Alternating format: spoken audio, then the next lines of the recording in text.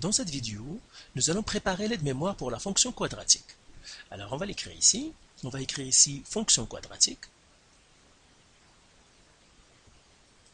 Fonction quadratique. Voilà. Et là, on va écrire les formes. Donc ici, on va écrire forme. Ici, on va écrire sommet. Et ici, on va écrire les zéros. Voilà. Là, on va souligner ça. Ben, on faut faire un petit tableau pour que ce soit plus... Voilà, donc ça va être comme ça, par exemple. Là, on va mettre la forme canonique. Comme ça. Ici, on va faire la forme factorisée. Et finalement, on va finir par la forme factorisée. Ici. Ben, la forme générale. On va finir par la forme générale. Donc ça, c'est la forme. Ici, on va mettre le sommet. Et ici, ça va être les zéros. Alors là, on va faire la forme canonique.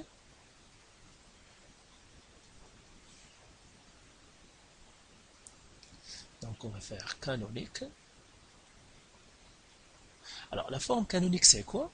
C'est A, x moins h à la 2 plus k. La forme factorisée. Factorisée. La règle, c'est quoi? Ben, c'est A, x moins x1 fois x moins x2. Et la forme générale, on va le faire ici, générale, c'est y égale ax à la 2 plus bx plus c. Voilà les trois formes. Maintenant, le sommet. Ici, le sommet, si j'ai la forme canonique, c'est hk. Maintenant, si j'ai la forme factorisée, ben, je dois commencer par calculer h. h, c'est x1 plus x2 qui divise 2. Le k, comment je vais le trouver? K, je fais f de h. Ça veut dire quand j'aurai trouvé h, je le remplace dans la règle, dans l'équation, et puis ça va me donner le k. Comme ça, j'aurai trouvé mon sommet. Maintenant, si j'ai la forme générale, le a, je le calcule comme ça, moins b sur 2a. Le k, je peux le calculer en faisant f de h. Ou, je peux calculer aussi le k comme ça. 4ac moins b au carré sur 4a.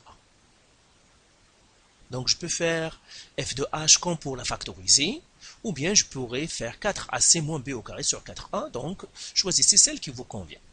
Ici, le 0. Comment je trouve les zéros? Ben, si j'ai la forme canonique, eh bien le 0 c'est h, plus ou moins racine carrée de moins k sur a. Si j'ai la factorisée, ben, le x1 et le x2, je les ai déjà. Et si j'ai la générale, eh bien, x m'est donné par moins b, plus ou moins racine de b au carré, moins 4ac sur 2a. Donc ça, c'est le premier tableau. Maintenant, on va faire un autre tableau. Vous devez écrire un petit peu plus petit. Moi, je n'arrive pas à écrire plus petit, tout simplement. Pourquoi? Parce que vous devez regarder, hein, parce que j'ai les limitations du logiciel. Donc, mais vous, écrivez un peu plus petit. Donc, on va faire un autre tableau ici. On va le mettre dans notre couleur pour séparer. Hein. Donc, ça, comme ça. Et on va faire ça comme ça. Voilà, c'est tout ce que nous avons besoin. Donc, on va faire une ligne ici. Ça, c'est le A.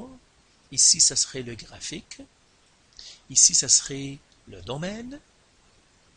Ça, c'est l'image. Et là, ça va être la variation, croissante ou décroissante. Donc, je vais écrire ici, ça, c'est le A. Ça, c'est graphique. Je mettrai graphe.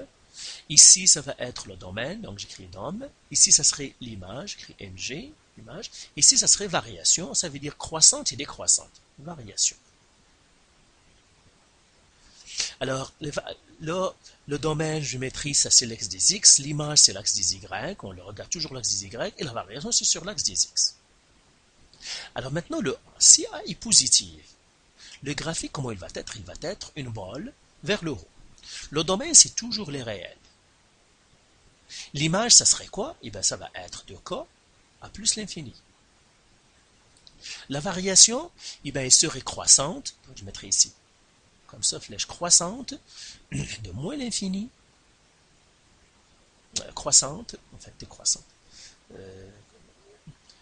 Croissante de... Attendez, je me suis trompé ici. Donc, on va commencer par décroissante. Décroissante de moins l'infini à h et croissante de h à plus l'infini. Maintenant, si A est négative, eh bien l'allure ça va être comme ça, le domaine toujours les réels, et puis l'image ça va être cette fois-ci de moins l'infini à k, et puis là ça va être décroissante de h à plus l'infini, et croissante de moins l'infini à h. Voilà. Dernière chose qu'on doit faire, c'est trouver la règle. Trouver la règle. Voilà. Alors, pour trouver la règle, ben, ici, si j'ai une situation de problème ou un graphique, toujours, si je peux déterminer le sommet, plus un point, ou bien un couple, eh bien, je dois utiliser, donc celle-là, utiliser canonique. Canonique.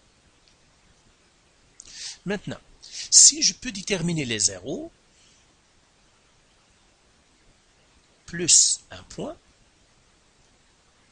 eh bien, ce que je dois utiliser la factoriser. Factoriser.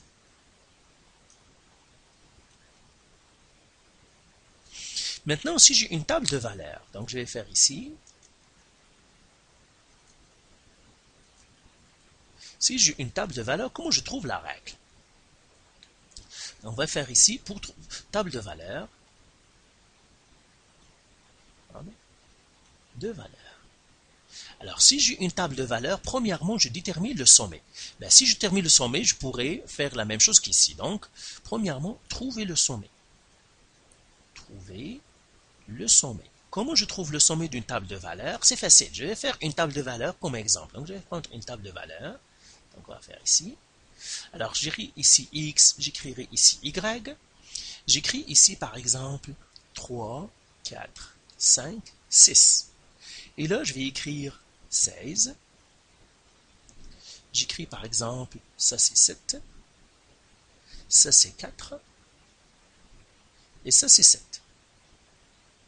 Donc, si j'ai une table de valeurs, toujours, pour trouver le sommet, toujours regardez celui qui se répète dans le Y. Par exemple, je vois que 7 ici est le même ici. Toujours prenez celui qui se répète deux fois.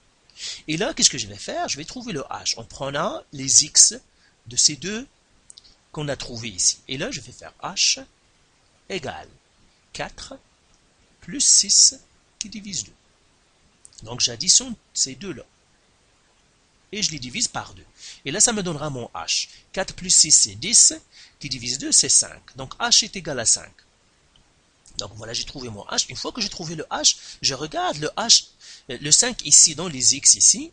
Donc, ici, j'ai le 5. Et bien, ça correspond à 4. Donc, c'est ça qui est mon sommet. Le sommet.